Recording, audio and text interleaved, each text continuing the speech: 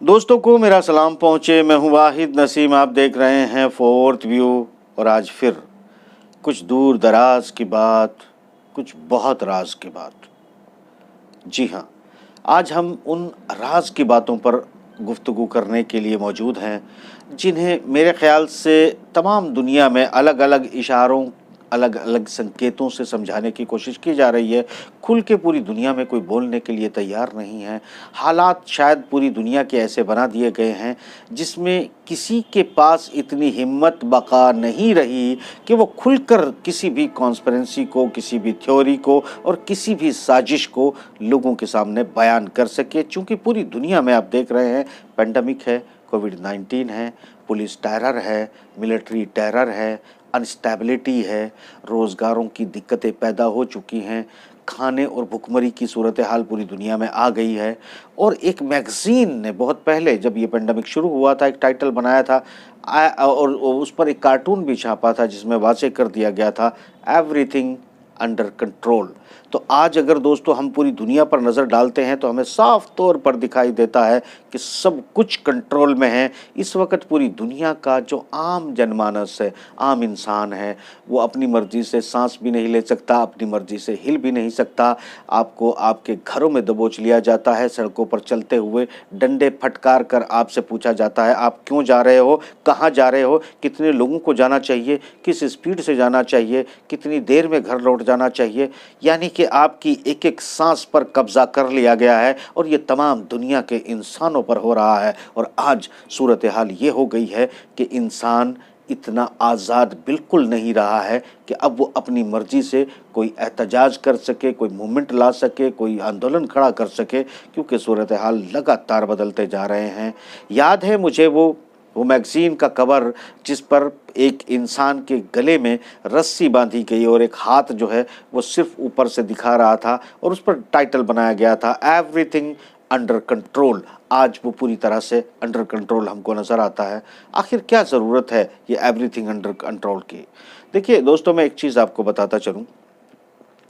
एक अखबार जो काफ़ी मशहूर माना जाता है, रॉयल यौम, ब्रिटेन में भी उसको काफ़ी लोग पढ़ते हैं, गल्फ़ में भी पढ़ा जाता है, बहुत सारी उसकी एक मकबूलियत है। उसमें एक चर्चा की गई जिसमें ख़ास तौर से मुस्लिम ममालिक में भी उसको बहुत ज़्यादा पढ़ा जाता है। इसमें एक जो आर्टिकल लिखवाया गया है वो आर्टिकल वाज़ेह कर रहा है कि जो एक पश्चिमी जगत यानी कि यूरोपियन यूनियन, अमेरिकन जो डेमोक्रेसी है, जो लोकतंत्र हम जिसे कहते हैं, जिसे उर्दू में जमहूरियत कहा जाता है, यानी वो जो मॉड्यूल लॉन्च किया गया था पूरी दुनिया में, कहीं पर अपनी मर्जी से लोगों ने उसको एक्सेप्ट किया था तो कहीं पर ज़बरदस्ती उसको लाद दिया गया था। आज ये कहा जा रहा है कि तमाम पश्चिमी जगत के थिंक टैंक में ये चर्चा चल रही है कि ये जो लोकतंत्र का मॉड्यूल था शायद ये फेलियर हुआ है और ये कामयाब नहीं रहा। अलबत्ता इसकी वजह जो है वो ये है कि रशिया और चाइना का जो उनका मॉड्यूल है, जिसे तानाशाही कहा जाता है, जिसे कुछ लोग लोकतंत्र कहते हैं, कुछ लोग तानाशाही कहते हैं, अलबत्ता पश्चिमी जगत ख़ास तौर से उसको तानाशाही की दायरे में लेके आता है, जहाँ पर यह माना जाता है कि चुनाव जैसी चीज़ें तो होती हैं मगर वो चुनाव उस तरह नहीं होता जिस तरह दूसरे लोकतांत्रिक देशों में होता है, जैसे यूरोप में होता है, भारत में होता है, पाकिस्तान में होता है। ऐसे बहुत से देशों में लोकतांत्रिक चुनाव होते हैं। चीन और रशिया के चुनाव को पश्चिमी जगत या थिंक टैंक आज ये मान रहा है कि ये चुनाव वैसे नहीं किया जाता जैसे कि पश्चिम में हो रहा है। और ये सबसे बड़ी बात आप समझने की क्या है? सबसे बड़ी बात समझने की ये है कि वो ये कह रहे हैं या वो ये मान रहे हैं, उनके थिंक इशारे कर रहे हैं। जब ये इस तरह के आर्टिकल लिखवाए जाते हैं तो यहाँ पर सो कॉल्ड बुद्धिजीवी, दरअसल जो दलाल होते हैं किसी न किसी के, उन्हें बुद्धिजीवी कहा जाता है। पहले उनको इस्टेब्लिश किया जाता है ये बुद्धिजीवी हैं, दरअसल वो दलाल होते हैं किसी के, जिनके लिए वो लिखते हैं। यकीन करना, इस दुनिया में अल्लाह का शुक्र है न मैं किसी का ग़ुलाम हूँ और न ही ग़ुलामी की एक सांस में ज़िंदा रहना चाहता हूँ और न किसी की औकात है कि मुझे गुलाम बना सके। मगर मैं आम इंसान, आम जनता के लिए अपनी मर्जी से जो कुछ मैं करना चाहता हूं वो मैं कर रहा हूं। मैं अल्लाह की रज़ा के लिए जितना ये सोचता हूं कि इंसानों के लिए जो मैं जानता हूं वो बता सकूं, जो मैं शोध करता हूं वो तुम तक पहुंचा सकूं, इससे ज़्यादा न मेरी कोई ड्यूटी है न कोई मेरी तमन्ना। अलबत्ता इससे आगे बढ़ते हैं। यहाँ मैं ये बात वाज़ेह इसलिए कर रहा हूँ कि जो चीज़ें हम पढ़ते हैं उनके पीछे के बड़े मकासद होते हैं और हम लोग बड़े आसानी से उनको तस्लीम कर लेते हैं कि हाँ अगर ऐसा है तो सच ही होगा, और उसके दलील में, उसके सबूत के तौर पर बहुत सारी बातें आपको समझाई जाती हैं, बहुत सारी चीज़ें आपको बताई जाती हैं और आप उन दलीलों को बड़ी आसानी से एक्सेप्ट कर लेते हैं। आज बहुत सारे देशों में, दुनिया भर के लगभग 70-80% देशों में लोकतांत्रिक प्रक्रिया है। इस लोकतांत्रिक प्रक्रिया को मैं पिछले 3 साल से लगातार आपको इशारे करता आया हूँ कि ये लोकतांत्रिक जो मॉडल है, ये जो निज़ाम है, इसको कुछ लोग बदलना चाहते हैं, कुछ सिस्टम बदलना चाहते हैं। दुनिया ने पहले जिन देशों को ग़ुलाम रखा था, वो अब एक नई तरीके से इनको ग़ुलाम बनाना चाहते हैं ताकि वो उनकी मर्ज़ी के लोग यहाँ पर प्लांट किए जा सकें, इन देशों में प्लांट करके उनको अपने कंट्रोल में रखा जा सके, और वो जो वैक्सीन का कवर है उसको चरितार्थ किया जा सके कि एवरीथिंग इज अंडर कंट्रोल। ये चीज़ें जो आप हो रही हैं, ये देख रहे हैं आप, समझिए, बारीकी से समझिए इन सब चीज़ों को और सोचिए कि क्या तुम कंट्रोल में नहीं हो और क्या तुम पर कंट्रोल लगातार बढ़ते नहीं जा रहा है। कुछ लीडरशिप पूरी दुनिया की आपको ये दिखाई देगी कि वो बड़े अपनी जनता के लिए चिंतित है, बड़ा उनको अपनी आवाम का बड़ी फ़िक्र है और उनके लिए वो बहुत कुछ करना चाहते हैं और लगातार कर रहे हैं, सबूत भी पेश कर रहे हैं। और आज अफसोस की बात है कि पूरी दुनिया में ना ऐसा कोई प्लेटफॉर्म है जिस पर सच बात बोली जा सके, न ऐसी कोई जगह है जहाँ पर सच्ची बात की जा सके, और न ऐसी कोई लीडरशिप है जिसे आगे लाकर दुनिया की अगुवाई की जा सके। क्योंकि यहाँ फिर वो मैगज़ीन का कवर याद आता है, एवरीथिंग अंडर कंट्रोल। ये दलील मैं इसलिए दे रहा हूँ कि याद कीजिएगा कि पाकिस्तान के अंदर जिस तरीके से पहले उन्होंने लॉकडाउन नहीं लगाए हैं, उनकी अर्थव्यवस्था थोड़ी बहुत जो पहले ही डूबी हुई थी वो थोड़ी बचने में कामयाब रही। उसके अलावा उन्होंने हालांकि कुछ बॉन्ड जारी किए हैं, अपनी चीज़ों को काफ़ी रिवाइव कर रहे हैं, वो एक अलग चीज़ें हैं। मगर इमरान खान को भी ये बात माननी पड़ी है कि लॉकडाउन लगाए जा सकते हैं, दूसरी या तीसरी लहर जो है वो आने वाली है और आ चुकी है और बड़ी ख़तरनाक है। सवाल ये उठता है कि इन लहरों के आने का जो अनाउंसमेंट है वो कौन करता है? वो एक ऐसा आदमी करता है जो जिसको आप डॉक्टर की कोई सर्टिफिकेट जिसके पास नहीं है, जो कोई मेडिकल एक्सपर्ट नहीं माना जाता। बड़े बड़े मेडिकल यानी WHO भी अगर कोई बयान दे देता है तो उसके खिलाफ जब आकर बिल गेट्स साहब बयान देते हैं कि नहीं ये होने वाला है, और फिर पूरी दुनिया में वही होता है, तो इसका मतलब है कि दुनिया का सबसे बड़ा डॉक्टर, सबसे बड़ा खुदा बिल गेट है। जब वो कहता है, वो जब कहता है कोरोना चल पड़ता है, वो जब रोकता है तो कोरोना रुक जाता है। जब वो तीसरी या चौथी लहर और उसके रूप को पहले से बयान कर देता है और कोरोना उसी रूप को धारण करके आगे बढ़ना शुरू हो जाता है। तो मेरा कहने का मतलब है, चलिए ये आपकी बात है, आपके डॉक्टरों की बात है, आपकी अकल की बात है, आप बिल गेट की बात है, बिल गेट के मालिकों की बात है और बिल गेट के गुलामों की बात है। तो ये सब आपस में चल रहा है, जो भी चल रहा है आप समझ रहे हैं क्या चल रहा है। मेरा कहने का मतलब ये है कि दुनिया में कौन जिंदा है, कौन मर रहा है, बहुत सारे आंकड़े बताए जा रहे हैं, बहुत सारे आंकड़े छुपाए जा रहे हैं। न मैं किसी पे इस वक्त ये सवाल उठा रहा हूँ कि कुछ गलत है या सही है, न मैं ये कहना चाहता हूँ कि आप लोग कैसे बच पाओगे या कैसे नहीं बच पाओगे। मैं सूरत हाल जो एनालाइज कर पा रहा हूँ आप लोगों को बताना चाहता हूँ। एक मुद्दत के बाद शायद आपके साथ इस अंदाज में हाजिर हुआ हूँ जिसमें शायद आज की तारीख में सच बोलना ज़्यादा ज़रूरी है। वो इस मायने में ज़्यादा ज़रूरी है कि जो मैंने आप लोगों के साथ डिस्कस किया था कि आने वाले दिनों में ये बात की जाएगी कि जो लोकतांत्रिक प्रक्रिया है यानी डेमोक्रेसी है, ये ठीक नहीं है। अगर मैं 2 या 3 साल पहले भी आपको कहता हूँ, कोरोना लागू होने के पहले भी इसको डिटेल में आप लोगों के साथ डिस्कस करता हूँ, मौजूद है यूट्यूब पर, जाकर पढ़िएगा, देखिएगा, सुनिएगा, मेरे आर्टिकल्स मौजूद हैं। ये सब बातें अगर मैं वाजे कर देता हूँ और आज फिर इसको अंतर्राष्ट्रीय अखबारों में सो कोल्ड बुद्धिजीवी, जिन्हें मैं निहायत तरले दर्जे के दलाल मानता हूं, उन बुद्धिजीवियों को जिनकी हो सकता है आप भी बहुत इज्जत करते हो, उससे मुझे कोई फ़र्क नहीं पड़ता। जो मेरी नज़र में दलाल है वो दलाल ही है। उसको तमाम दुनिया यानी कि दुनिया के 7 अरब लोग कहेंगे कि ये बहुत बड़ा बुद्धिजीवी है, तो तुम भी माने और वो भी माने। जो मेरी नज़र में दलाल है वो दलाल है। मुझे परवाह नहीं है कि मेरे साथ लोग कितने खड़े हैं और मुझे कितने तस्लीम करते हैं। उसकी वजह क्या है कि मुझे इसलिए तुम्हारी अपनी जो परवाह है वो अल्लाह के लिए है। मैं चाहता हूं कि इंसानियत को ये पता रहे कि उनको कहाँ ले जाया जा रहा है, कहाँ दफन किया जाएगा और किस पहाड़ पर उनको जाकर बलि चढ़ाया जाएगा। ये जितना मैं समझ पाता हूं आपको बता दूं, मानना न मानना ये आप लोगों का काम है। मेरा ड्यूटी पूरी होती है क्योंकि मेरा प्रोफेशन जर्नलिज्म है, मेरा जो प्रोफेशन है वो आप तक इन्फॉर्मेशन पहुंचाना है और मैं पूरी ईमानदारी के साथ उस काम को कर रहा हूं। न उसके लिए मुझे आपसे कुछ ज़रूरत है न किसी और से कोई ज़रूरत है। तो सवाल अब आगे फिर बढ़ जाते हैं, चलिए कोई बात नहीं है। देखिए एक चीज़ समझ लीजिएगा, वो इंग्लैंड जो डिवाइड एंड रूल की नीति अपनाकर पूरी दुनिया में बहुत से देशों के उन्होंने टुकड़े किए हैं, जिसमें नॉर्थ कोरिया, साउथ कोरिया आपको दिखाई दे रहा है, भारत पाकिस्तान आपको दिखाई दे रहा है, मलेशिया के भी टुकड़े हुए, चाइना के भी कई टुकड़े हुए हैं, यानी कि जर्मनी के बीच में भी दीवारें खींच दी गई थी। तो पूरी एक पॉलिसी बनाई गई थी जिसमें आधा बाजार किसी के हवाले, आधा बाजार किसी के हवाले, आधे के साथ में अपने हथियार बेचने, अपने सामान बेचने की दुकान एक पक्ष ने चलाई और दूसरा पक्ष जो ताकतवर था उसने भी आधी दुकान जो है आप देखेंगे पूरी तरह से। अगर आप पिछले 70 सालों पर नजर डालेंगे तो आपको साफ वाज़ेह हो जाएगा कि भारत के रिश्ते जो है रशिया के साथ जब तक बहुत अच्छे रहे तो पाकिस्तान के साथ अमेरिका के रिश्ते बहुत अच्छे रहे। अगर साउथ कोरिया के साथ अमेरिका के रिश्ते बहुत अच्छे रहे तो नॉर्थ कोरिया के साथ रशिया के रिश्ते बहुत अच्छे रहे।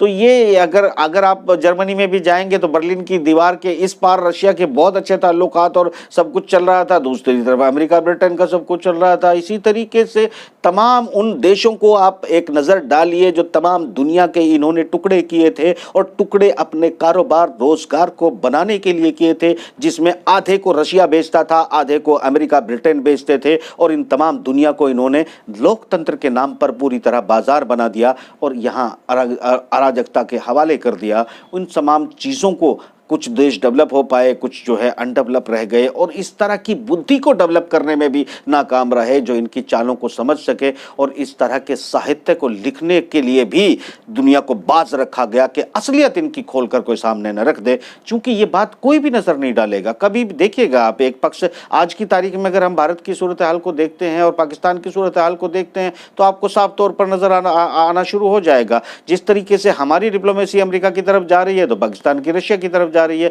यानी आज अगर हम अपने हथियारों को अमेरिका और इजराइल उसके जो सहयोगी हैं उनके साथ अपना मैच करके आगे बढ़ाते हैं तो पाकिस्तान रूस के साथ, यानी रूस पाकिस्तान के साथ अपनी पिंगे बढ़ाकर अपनी चीज़ों को शिफ्ट करना शुरू करता है। तो पूरी दुनिया में जो ताकतवर देश थे वो जिस तरह का खेल खेलना चाहते थे उस तरह का खेलते रहे और लोकतंत्र के नाम पर हम लड़ते रहे, झगड़ते रहे। और हम चूँकि इसमें एक चीज़ बहुत बड़ी वाज़ेह तौर पर साफ थी, बड़ी अच्छी चीज़ है लोकतंत्र, इसमें कोई दो राय नहीं है कि हर किसी को हर गली में हमारा एक लीडर होता है, एक नेता होता है, शहर का नेता होता है और मोहल्ले का नेता है, गांव का नेता है। हम इसको जनप्रतिनिधि कहते हैं और ये जनप्रतिनिधि हमारे लिए जो है शासन प्रशासन के साथ जाकर शासन में खुद बैठता है और प्रशासन के साथ अपने आप अपनी कार्रवाइयों को आगे बढ़ाता है और किसी भी इंसान की बात सुन ली जाती है। अगर ये जनप्रतिनिधियों की बात सुनना बंद कर दी जाती है तो इसका मतलब ये है कि प्रशासन बेलगाम हो जाता है और उसका लट इतना मजबूत हो जाता है कि किसी भी सम्मानित व्यक्ति की सरेआम बेइज्जती कर सकता है, उसको मार सकता है, उसके कपड़े उतार सकता है, उसको इस कदर जलील कर सकता है कि वो सुसाइड कर ले और उसको रोकने वाला कोई भी नहीं है। क्योंकि आप अगर लोकतंत्र छोड़ देते हैं, डेमोक्रेसी आप छोड़ देते हैं तो जनप्रतिनिधित्व तो आपका छूट जाता है। तब सिर्फ जो प्रशासनिक अमले हैं उनके हाथ में तमाम ताकत आ जाती है और वो बेलगाम हो जाते हैं। और ये तुम्हें देखने को मिल भी रहा होगा, इसको इनकार करोगे तो अपने गिरेबान में एक बार झांक लीजिएगा कि क्या हो रहा है। और ये बात मत याद रखिएगा कि आज ये मेरे साथ हो रहा है तो कल तुम्हारे साथ होगा और कल तुम्हारे साथ होगा तो परसों किसी और के साथ होगा, क्योंकि ये सिलसिला जब शुरू होता है तो कभी नहीं रुकता। मेरा काम तुम्हें सच्चा आईना दिखाना है, वो मैं दिखा रहा हूं, याद रखिएगा। यहाँ पाकिस्तान की भी मैं बात करूं और तमाम देशों की बात करूं कि जिस तरह पश्चिमी जगत आज इस बात पर आ गया है कि पश्चिमी लोकतंत्र जो है वो ठीक नहीं है। और आपको ये भी जानकारी देता चलूं कि ब्रिटेन भी टूटने के कगार पर आ चुका है।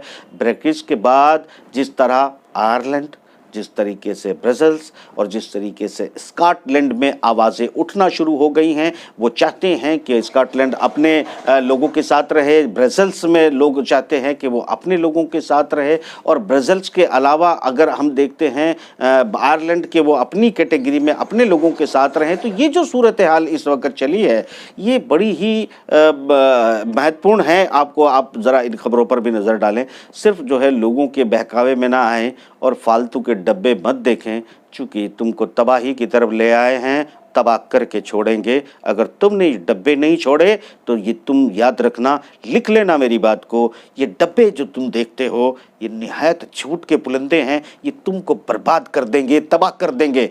अगर तुम चाहते हो कि अपनी ज़िंदगी बचाओ, अपने देशों को बचाओ, अपने मुल्कों को बचाओ, और अगर बचे रहो की बात करते हो, चूँकि तुम जो इनके झूठ के बहादुरी, झूठ के पुलिंदे देखकर बड़े फ़ख्र और खुशियाँ महसूस कर रहे हो, ये सब नकली है, बहुत जल्दी फुर होने वाली है। ये चेतावनी दे रहा हूँ तुम लोगों को, दरअसल तुम्हारी तबाही का कारण बन चुके हैं।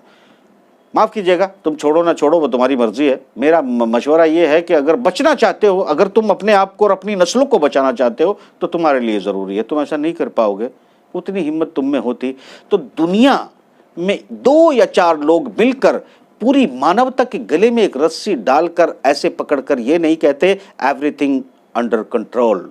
ये शब्द इसलिए लाया गया कि किसी को किसी के ज़रिए और किसी को किसी के ज़रिए ग़ुलाम बना लिया गया है। अपनी स्थितियां देखिए, ज़मीनी हकीकत को देखिए, अपने आप को पहचानिए और ये जान लीजिए कि यू आर अंडर कंट्रोल। यानी सब कुछ चालें चली जा रही हैं, दुनिया में दहशत बैठाई जा रही है, दुनिया में दहशत फैलाई जा रही है, पूरी तरह से ये दहशत उरूज पर आ चुकी है। और इसको दोनों खेमे मिलकर, चाहे वो पश्चिमी जगत का खेमा हो या रशिया चाइना का खेमा हो, इससे लाभ उठाना चाहते हैं, इससे फ़ायदा उठाना चाहते हैं। चूँकि बेसिकली एक बात मैं आपको और बताता चलूँ, और ये उस पश्चिमी जगत, American think tank, pentagon, England, MI6, सब सुनिए ध्यान से मेरी बात। तुम लोग तबाही की तरफ जा रहे हो, तुम लोग अपने आप को बहुत बड़े बुद्धिजीवी समझते हो, तुम बर्बादी की तरफ जा रहे हो, तुम्हें कोई नहीं बचा पाएगा। तुम क्या कहते हो, एवरीथिंग अंडर कंट्रोल? तुम तबाही की तरफ चल पड़े हो, और कैसे चल पड़े हो वो सुनिए मेरे से कि कैसे चल पड़े हो। ये तमाम, मैं सीधे मुखातिब हूँ उस इस्टेब्लिशमेंट से जो इस दुनिया को चलाने का दावा कर रहा है और बुरी तरह से ख्वाब देख रहा है और मुतमईन हो चला है कि वो पूरी दुनिया के गले में रस्सी डालकर कहेगा कि एवरीथिंग अंडर कंट्रोल। वाहिद नसीम तुमको आज ये बात समझा रहा है कि तुम्हारे कंट्रोल में कुछ भी नहीं है। अब मैं इसके दूसरे पहलू पर आ रहा हूँ और तुम्हें समझा रहा हूँ। सुधर गए तो अच्छा है, नहीं तो you are under control. It is my challenge. सुनिए कैसे।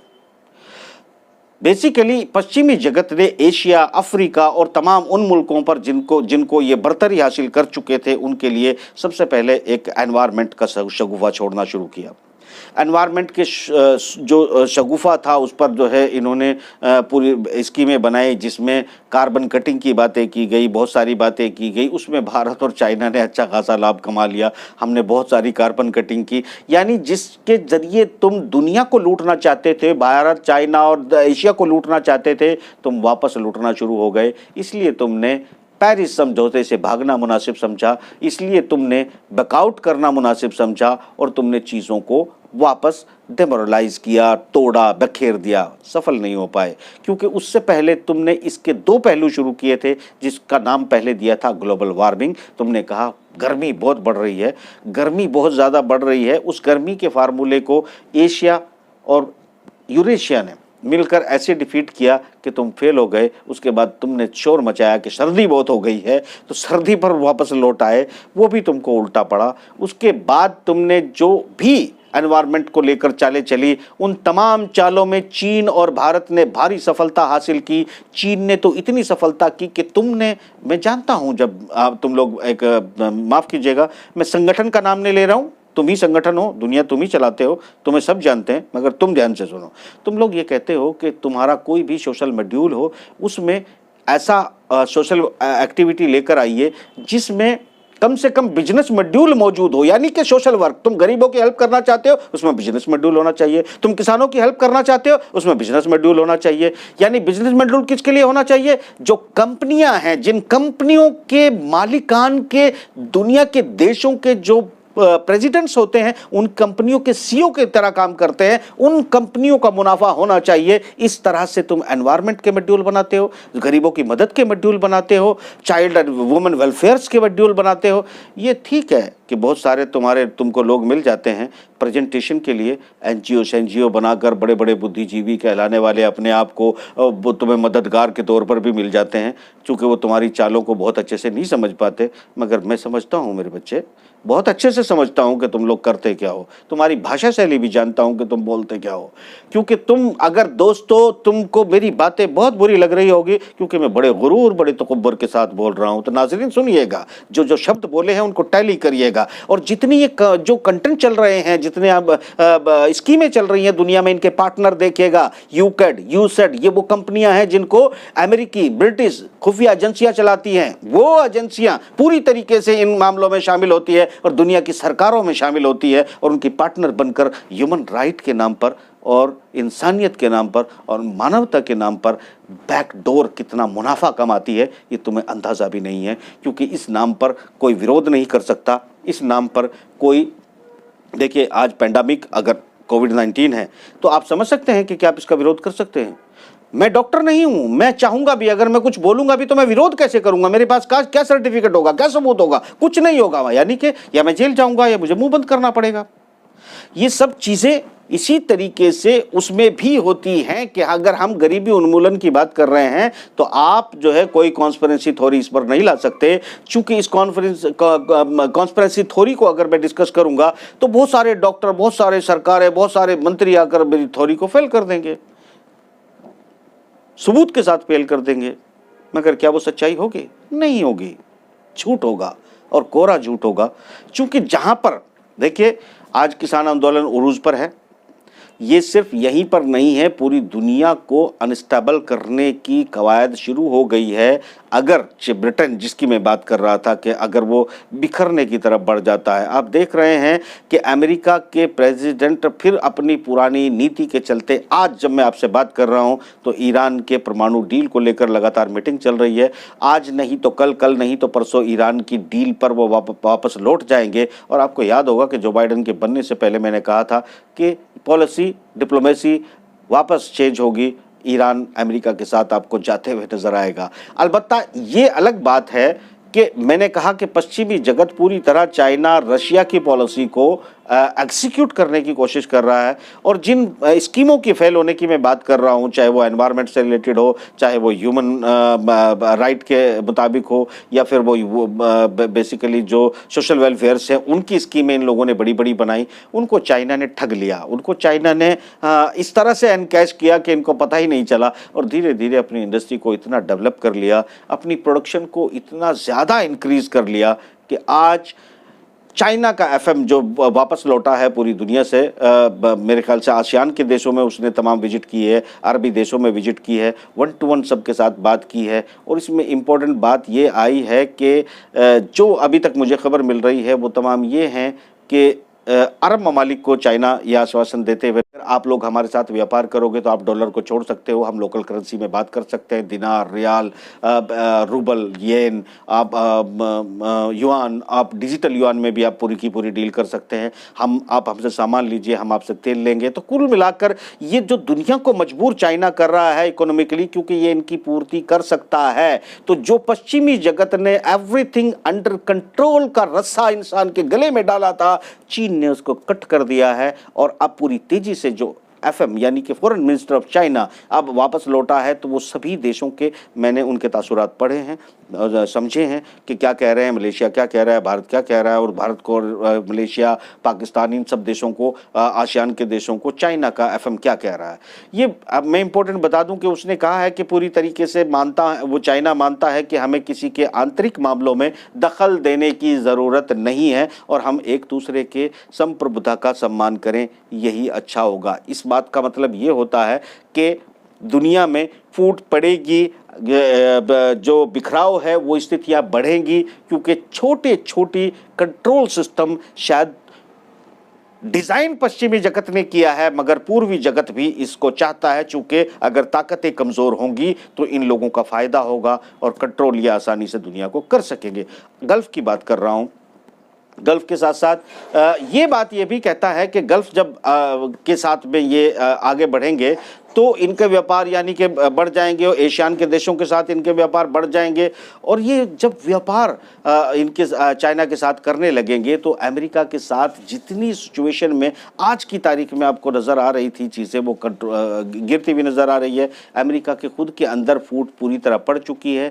इंग्लैंड में आपको बता रहा हूँ कि बहुत जल्दी बंटवारे की आवाज़ें उठना शुरू हो जाएगी। डिवाइड एंड रूल की नीति जिसने अपनाई थी वो खुद डिवाइड होने की स्थिति में आ रहा है। और अगर ये ऐसा होता है कि ब्रिटेन डिवाइड होता है तो ये मान लीजिएगा कि बहुत सारे देशों के बहुत सारे टुकड़े होने जा रहे हैं। षड्यंत्रकारी पूरी तरह मानवता के खिलाफ षड्यंत्र कर रहे हैं, आज़ादी ख़त्म करना चाहते हैं, लोगों को मजदूर बनाना चाहते हैं, गरीब बनाना चाहते हैं। और आप लोग सो कॉल्ड बुद्धिजीवियों के साथ ये प्लास्टिक के डब्बे में जो आप लोग देख रहे हो, देखते रहते हो, इस पर यकीन कर रहे हैं। खुद के आपके अपने स्रोत हैं नहीं, ईमानदारों को आपने पैदा होने नहीं दिया है, तो अंजाम आपके नज़दीक है। एक बात याद रखिएगा, आखिरी लफ्ज़ों में मैं इसीलिए कह रहा हूँ कि कुछ प्रोग्राम की शुरुआत इसीलिए की थी कि कुछ दूर दराज की बात, कुछ बहुत राज की बात, ये पागलपन की बातें आप जानते हैं मैं ही करता हूँ, दूसरा कोई नहीं करता है। मगर ये भी आप जानते हैं कि पिछले कम से कम 10 से 12 सालों में मैंने जितने पागलपन किए हैं वो आपको ज़मीन पर होते हुए नज़र आए। मुझे अफसोस नहीं है कि तुम 3 साल से 5 साल तक मेरी बात का विरोध करते हो, उसे काटते हो, उसे झुठलाते हो और आखिरी दिन तुम झूठे हो जाते हो और उसके बाद फिर मुझ पे यकीन नहीं करना चाहते, क्योंकि मैं आप लोगों के खिलाफ अच्छे शब्दों का इस्तेमाल नहीं करता हूँ, मैं आपका सम्मान नहीं करता हूँ, मैं आपको बहुत ज़्यादा इज्जत देकर आपके तलवे नहीं चाटता हूँ। तो आपको लगता है क्यों मैं नौकरी करता हूँ आपकी, अब देखो ना देखो मुझे क्या फ़र्क पड़ता है, आप मानो ना मानो मुझे क्या फ़र्क पड़ता है। मैं अपनी ड्यूटी कर रहा हूँ और मैं 7 अरब में अकेला हूँ। अपना काम आज भी पूरा किया। ख़तरे बढ़ते जा रहे हैं, पश्चिम हारने की कगार पर है। जिस चाइनी रशियन मॉड्यूल को ये लोग बचाना चाहते हैं, बदलना चाहते हैं, वो ऐसा हो नहीं पाएगा। बहुत कुछ नई बातें होंगी। अगला एपिसोड तक अगर मैं ज़िंदा रहा तो इंशाल्लाह वो बताऊंगा कि अगली एपिसोड में क्या होने जा रहा है, और इतना खुल के बताऊंगा कि कई लोगों को चक्कर आ जाएगा और वो बेहोश हो सकते हैं। खुदा हाफिज़।